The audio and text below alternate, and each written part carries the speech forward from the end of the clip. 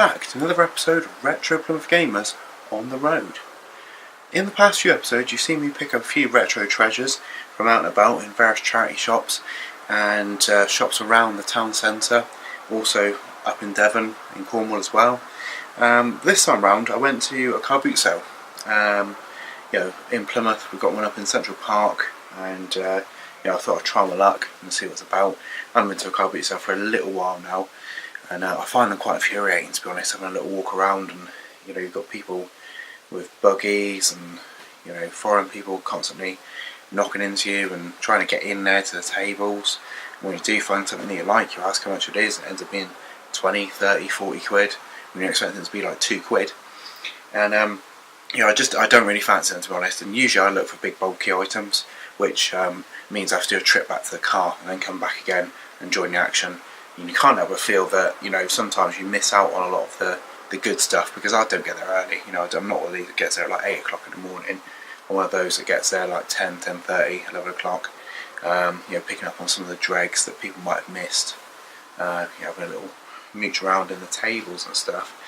But so anyway, I went to Central Park car boot sale with my other half.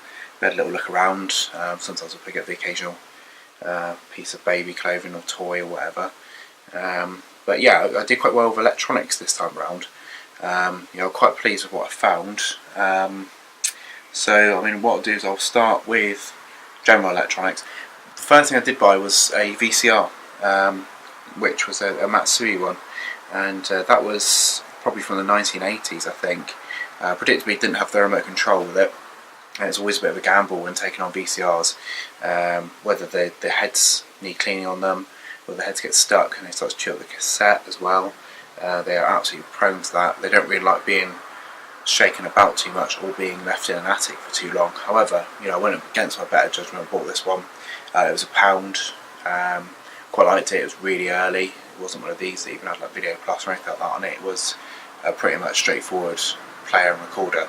So much so that you couldn't rewind or fast forward on the actual unit itself. It just had to play, record, pause and eject on it.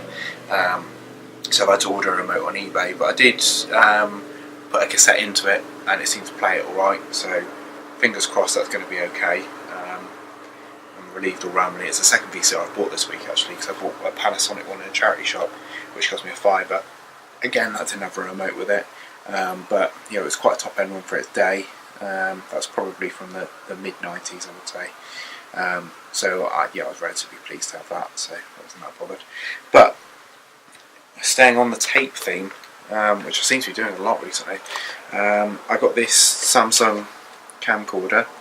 Now this takes I think high 8 cassettes, which you don't see that many of anymore.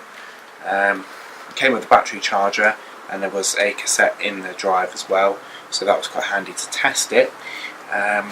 It seems to work alright. The battery was holding a charge initially for 10-15 minutes, so that was alright. It doesn't have a viewfinder on it, so everything is done through your eyepiece, and it seems to work. It's got a myriad of buttons on the back there to do various things. You play, you pause, you fade, blackout as well. Your cassette ejects from this part here. It's quite cool. It's 32 times zoom, 32x. Sadly not the most exciting 32x I could have found at the boot sale. Right, and then I've got this camcorder as well. These two actually came from the same stall. This is a Chinon Video Movie, which this one here takes VHS-C tapes, which you don't see them very often anymore. They are humongous. I mean, VHS-C, C stands for compact, and they are not. They're like that size. They are quite big. But I think this is really, really cool, and this sort of harks back to the days of TV broadcasting, really, that you would have big versions of these doing a lot of your TV work. You've got yourself a viewfinder on the top there. Again, no screen, so everything is exclusively viewed through the viewfinder itself. Got quite a nice boom mic on there. Sadly the foam has gone over time, but it works, which is pretty cool. Battery doesn't really hold charge for that long, but this one did actually come with the pack to be able to power it from the mains as well. So if I wanted to do some retro movies, I could. I might very well do. Who knows? I mean, I got that converted the other day, didn't I? Which allows you to plug in analog to digital for your PC. So, you know, I was quite pleased with that. It's quite cool. For the two of those, I paid £2 for both of them. I was relatively pleased with that. I think camcorders are really, really cool, especially old ones like this. And yeah, it's really well built, really nice. But I did find some gaming bits and pieces. I found this DS Lite, which was up for 15 quid, I think. I managed to get it for £8, and there was a load of games with it as well. So I mean, that one works absolutely fine. It's actually in really, really good condition as well, which you don't see many DS Lites in this sort of condition. Usually the hinges are broke and the lids are all scratched up. But yeah, the little kid obviously looked after this one. And it did come with a stack of games. I mean, I got all of this bundle for 15 quid. Now, bearing in mind that the console he had for 15 quid, he wanted 3 quid per game. There are, there's 7 games that I got with the machine. And I started to do my deal with it, and I said to the woman, look, you've got no battery charge in this at all, so I don't really know whether it's working. And she was like, yeah, definitely works. And I said, well, I hear that a lot from everybody. Anybody will tell you that something will work just to get shot of it. You know, it's a 2-second warranty. You walk away from the table and that's your warranty done.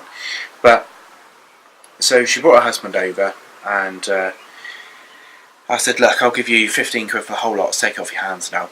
And he was like, oh, no. He's like, I want £3 per game. And he's like, one of the games in there goes for £8.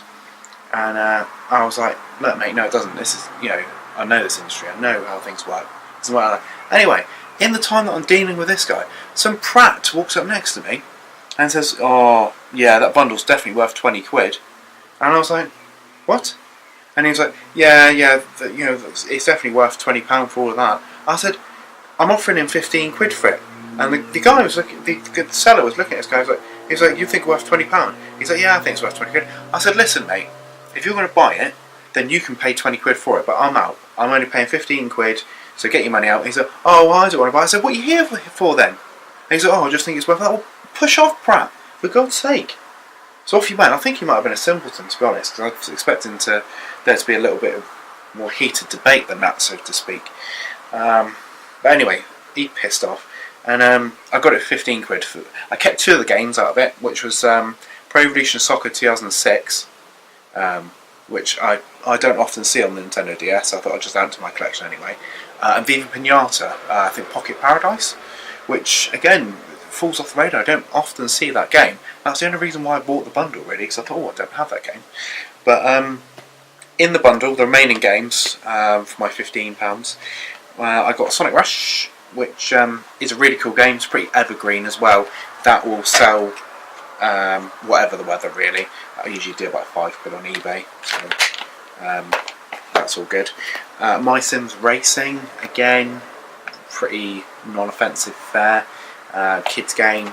Most people, seek out kids games for the DS these days.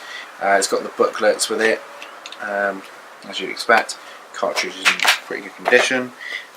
This jam sessions, you just see this game absolutely everywhere. If you ever frequent charity shops, this game is always in it. You'll get excited, you'll run over to the DS section, it'll be brain training, more brain training, and jam sessions seem to be the 3 games that you find constantly. Relatively decent example. Got the booklet, got the cartridge and precautions booklet. God forbid if it didn't. Disney's Friends. Unsure on this one. I remember selling it the first time around back in the day. Obviously, it wasn't on my radar, and it's still not. It's got the booklet. It's got the cartridge in there. There's no precautions booklet. Might take it off jam sessions. Shaun White's Snowboarding. I've got this game already on the Wii, so I don't really need a DS version of it. Presumably the inferior version. This one's got the booklet inside. It's got the cartridge as well. So I mean, this kid's looked after these games, certainly. And the last one was My Sims. So basically, you've got the cartridge in there, and you've also got the booklet as well.